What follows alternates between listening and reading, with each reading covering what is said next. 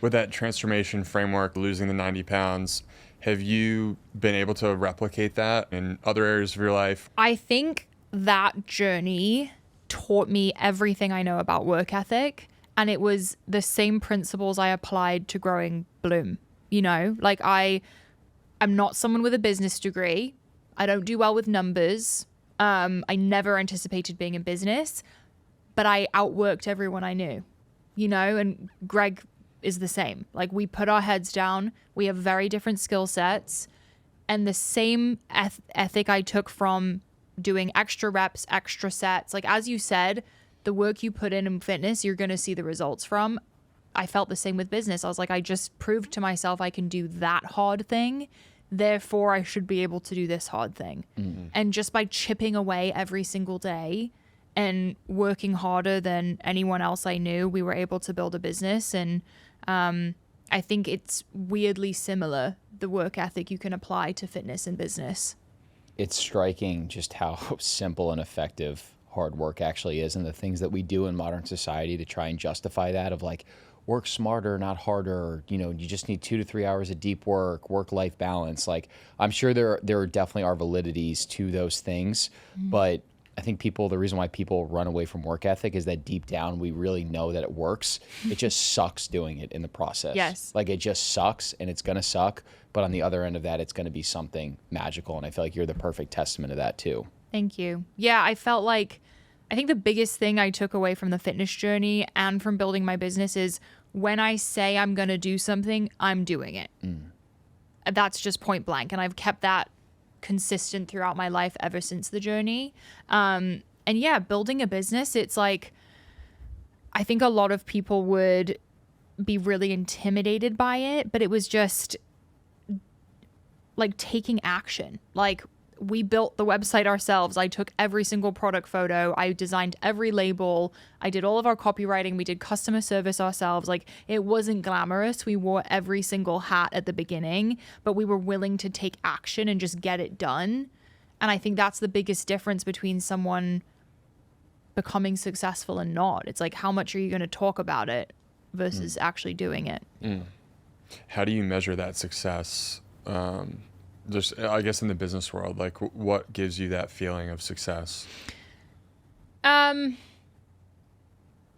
definitely feel like we've had success. I wouldn't say I feel like we're done, just because I feel like there's so much more we want to do. I think the first time I felt like we were maybe becoming successful was when we got the product in Target, because that was such a big goal of mine from the beginning. I knew the girl that I was making products for was a Target girl, and we had to pitch Target like 5 times, and they laughed in our face 5 times. It was pathetic. Like, we were begging for calls. No one wants to take greens powders. What do you mean? Like, this would never do well in my category. Now we're the #1 supplement in their section. So I think that was a huge moment for me. Seeing it on the shelves is huge. Meeting people in person for me is very fulfilling. It took a long time though, and it took a lot of not being taken seriously because of how young we are, how inexperienced we are. A lot of these companies in Target go about things in a very traditional way. We're kind of the opposite of that. We've always done things our own way. So yeah, there's been a lot of different stepping stones, but I feel like there's still a lot of meat on the bone. No pun intended. No pun intended. Meat Mafia podcast. Are you the type of person where when those buyers are almost laughing you out of the room, was that motivating to you? For Greg, it was for sure. Like, Greg is very much like, oh yeah? Like, okay, I'll show you.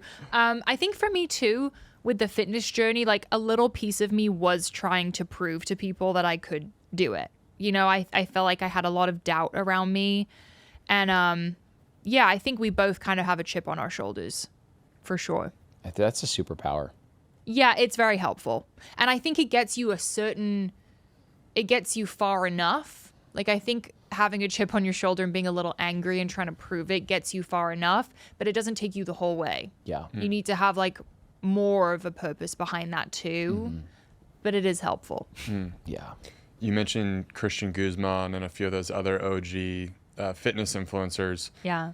Is there anyone in the business world that you guys, or you in particular, turn to, where you're like, oh, this is someone that I want to kind of model my game after?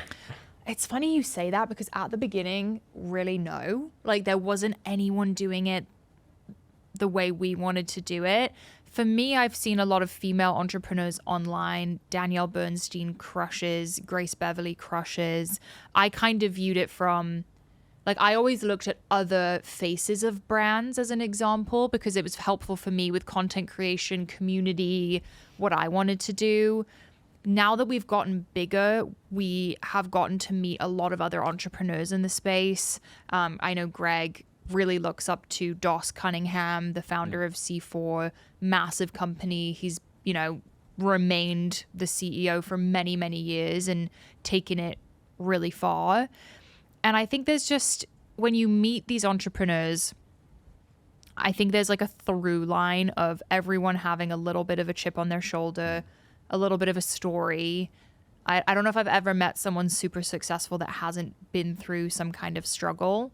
But yeah, it's really interesting meeting these super successful people and hearing how they got there.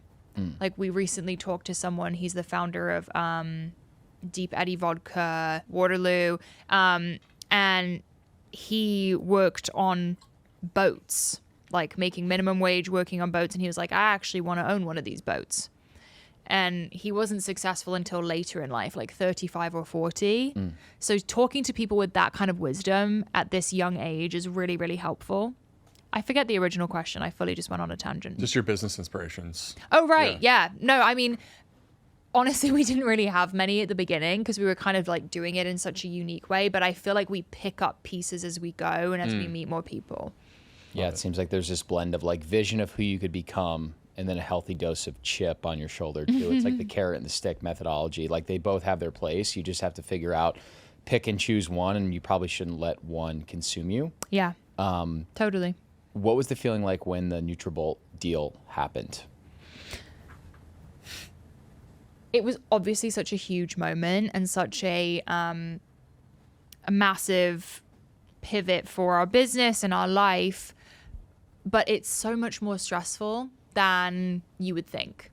I think nowadays we hear a lot about businesses raising money and we see these giant numbers and it sounds awesome.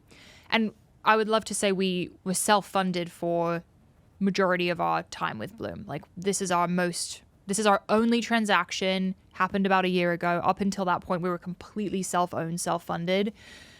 And the only reason we wanted to take a partner was because we wanted to develop a drink and we had no experience in the beverage space. It's a very different space to powders. We knew Doss would be a fantastic partner. But going through a deal like that is so stressful on the founders, on the team. Everyone around us was stressed out. It was really, really tough. And then having it go through, I think there's this expectation of like, it's going to be so different once the deal goes through. And don't get me wrong, like I love my life. I feel so lucky to live in Austin. I love my house, the freedom we have to travel and things like that. But not much changes. If anything, we work harder now than we did before. So I think I've met a few entrepreneurs who sell their companies or, make a bunch of money on a deal and you think happiness is on the other side, but you still have to do the internal work. The money doesn't really change it. If anything, it kind of makes your life harder.